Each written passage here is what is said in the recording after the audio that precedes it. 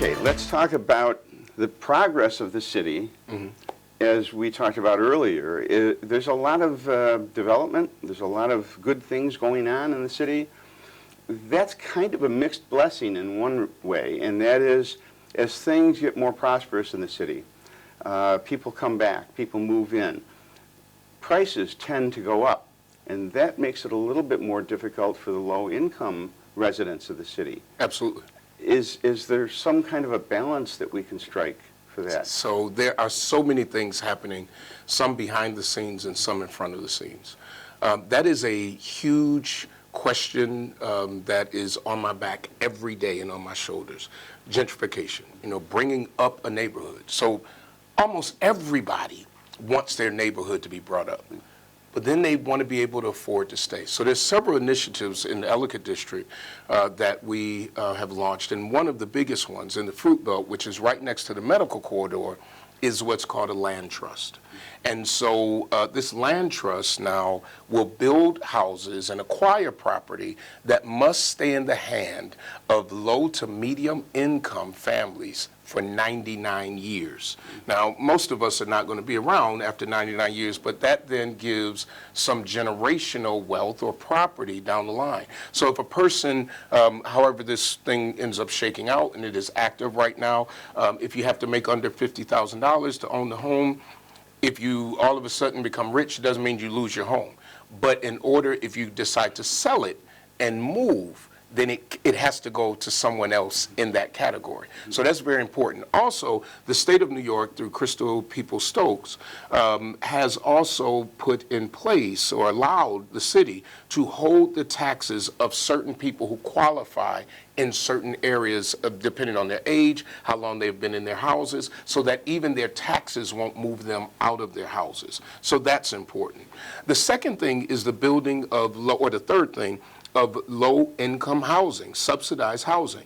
What I don't want to see, and we see this now happening all over the city, and I'm thankful. Not only are we building rental housing, but for instance, our church, through the arm of its Community Development Corporation, just built 3 more houses that are subsidized and owned by the people in them. So it is about that balance of how do we take government resources and opportunities in order to have lower income housing. I just, for instance, recently approved a tax break for a developer that some would say, well, this is a very, very wealthy area. But I only would approve it when that developer said, we will put in some low income housing. And that means a lot, because I don't want to see like the days of old where you concentrate poverty. So you make these huge complexes of people who are all in poverty. I don't want to see that again. But I also don't want to see where we forget those who may not have the higher income. And so those things are in place. The different levels of government, conversations that I've had with the county, for instance, a lot of the conversations go towards mandated spending. Is that a problem in Buffalo? The funds that you get from the state or the policies from the state mandate that you spend your money in a certain way?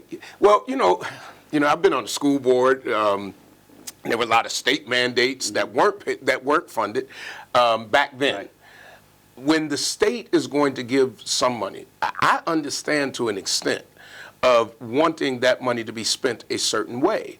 Or, you just can't trust everybody. You can't just say, here's $1 million, you do what you want to with it. So the mandates are not, to me, a problem if it's helping fix a problem. So when the government says, when state government says, listen, we'll give you $1 billion, but this is how we want it to be distributed, it's understandable.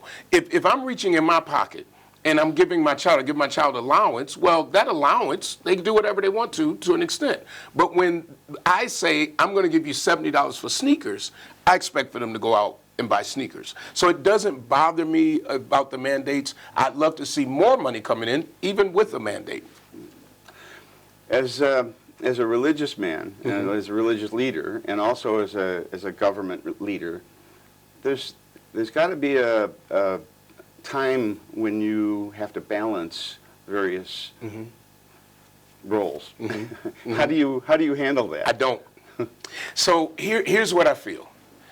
You know, I was the first pastor, full-time pastor that we know of ever elected to office. First school board and then to the Ellicott District. And people would ask the question, how can you serve two gods? And I don't agree. I only serve one. And in my capacity as a council member, I'm doing the same thing that I do as a pastor. My job is not to create a platform for Darius Pridgen to climb a ladder, political or religious. It is my entire job is how do I affect the lives of people to make their lives better, period. There are dirty people in politics, and there are dirty people in religion. There are dirty people in banks. At the end of the day, if you walk uprightly, are transparent, that's what I told you from the beginning of this interview. You can ask me anything you want to. If you're helping the lives of people, I don't know how you balance, because the same decision I'm going to make as a pastor is the same decision I'm going to make as a council member. What led you into politics? Guys, let me tell you this. When I finished the school board, and I left school board early because I had these like dreams that I was going and I'm really going to work with education and all that. And back then, it was nothing further from the truth. And I remember getting on the elevator one day and going, I'm done, because it was about a whole lot of other stuff other than education. I really felt called to do this. You know, when I decided to run for Ellicott District, I knew that I was living in a house that I didn't even know that it was in Ellicott District.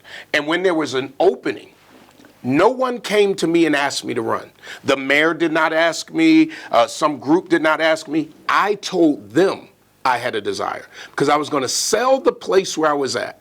And something on the inside of me said, and I believe it was the Spirit of God, said, you can't move. There's something you have to do here.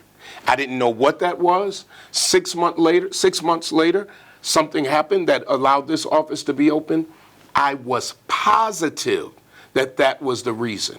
And so at the end of the day, when people ask me the golden question, are you ever going to run for mayor? Are you considering this? Are you considering that? All I'm considering, and this is not a political answer, it's the truth from my heart, is how do I do best in the position that I am in at the time to make lives better for people. Realistically, where do you see the city in 5 years, 10 years? Realistically, Yeah. I think that there will still be growth. I hope that there will still be growth.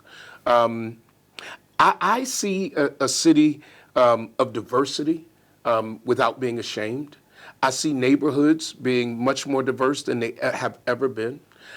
I see home ownership rising, and prayerfully, not just among the wealthy, but among, those of us cats who are thousandaires, but maybe not millionaires. And I see a better school system because we refuse it not to be better, and that we cooperate and work with each other. That's what I see in 5 years. Are we ever going to see Mayor Pridgen? Record this. It is not in the bucket list, nor was being the council member of the Ellicott District in the bucket list, nor was being the council president in the bucket list. I'll tell you what I pray that you will see, is regardless of whether I'm still in politics or not, that you still see a man, a human, because these titles mean nothing to me, because it's the same things I would be doing with just Darius Pridgen. Terrific. Thanks so much for being Thank you. on The Big Picture. Thank you for having me.